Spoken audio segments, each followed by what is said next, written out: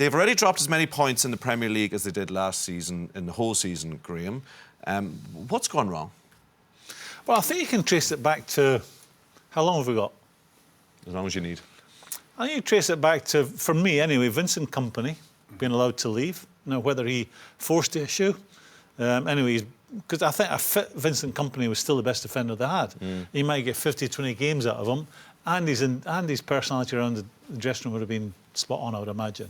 So I think not replacing him, and then on top of that, they lose Laporte with an injury. So now they're really up against it. They've not been terribly strong in the back. He wouldn't appear to have a settled back four with everyone fit, never mind with injuries. And I think when you take who I believe is the best holding midfield player out of your midfield and play him in the back, you're missing so much from midfield. Do you think where City are right now, they're so vulnerable, you know, to counter-attack. So they go up the field together like they used to.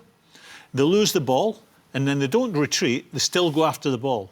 And if you can get a cute pass and break that press, they're all over the place. And everybody knows that now, all over the place. And when you think of Fernandinho playing, how many times have people said, "Look, that's a professional foul," or he'd intercept something, you know, because he's clever upstairs. And I think by taking him out of there and putting him into the back four, the midfield are not operating anywhere near in terms of pressing and holding teams in there and not being vulnerable to the break. Well, Just let me finish. There's only Sheffield United and Crystal Palace have conceded fewer goals in Man City up until last Saturday, or this weekend, sorry. And they didn't used to concede goals because they didn't let the opposition have the ball.